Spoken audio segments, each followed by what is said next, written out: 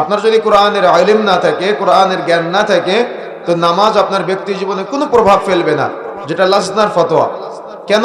আল্লাহ রাব্বুল আলামিন বলেছেন, ইন্নাস সালাতা তানহা আনিল ফাহশাই ওয়াল মুনকার।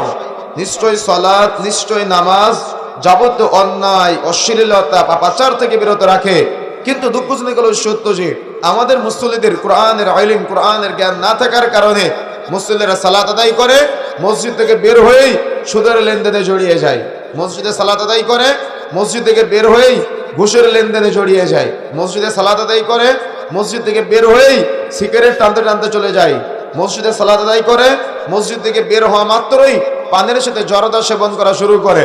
মসজিদে সালাত আদায় করে, মসজিদ থেকে বের হয়েই সেলুনে গিয়ে রাসূলের সুন্নাত দাড়িগুলাকে কেটে খান খান করে দেয়। মসজিদে সালাত আদায় করে, মসজিদ থেকে বের হয়ে চায়ের দোকানে বসে সিনেমা দেখা শুরু করে। মা বোনেরা মসজিদে নামাজ পড়ে, মসজিদ থেকে বের হয়েই বেপরদায় রাস্তাঘাটে চলাচল করে। কেন? তার সালাত কবুলযোগ্য হচ্ছে না।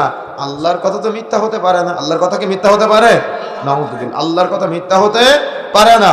বরং আমাদের সালাত হচ্ছে না, কবুলযোগ্য হচ্ছে না, যেটা আমরা আলোচনার মধ্যে ধারাবাহিকভাবে নিয়ে আসবো ইনশাআল্লাহ।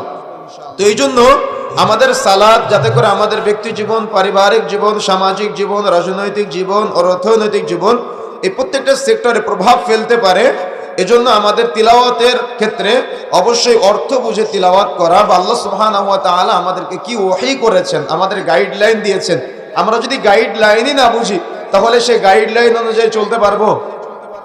আমার কথা বুঝেন না মনে হয়।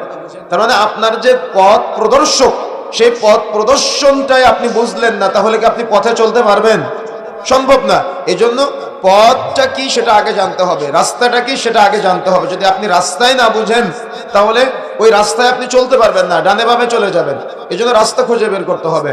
এই জন্য কোরআনের ইলম দীর্ঘ 23 বছর যাবৎ আল্লাহ সুবহানাহু ওয়া তাআলা মহানবী মুহাম্মদ সাল্লাল্লাহু আলাইহি ওয়াসাল্লামের কাছে প্রেরণ করেছেন, পর্যায়ক্রমে ধারাবাহিকভাবে যখন যতটুকু প্রয়োজন হয়েছে। এখন আমরা এই স্বল্প সময়ের জীবন, অল্প সময়ের জীবন, মৃত্যুর আগে যতটুকু আমাদের সময়, এই সময়টুকুতে যদি আমরা এই আল্লাহ এবং আল্লাহ রাসূলের কাজে ব্যয় করতে পারি, কোরআন প্রতিষ্ঠার কাজে, প্রচারের কাজে, আমলের কাজে ব্যবহার করতে পারি, তাহলে আমরা কিয়ামতের মাঠে সুখময় জান্নাত লাভ করতে পারবো ইনশাআল্লাহ।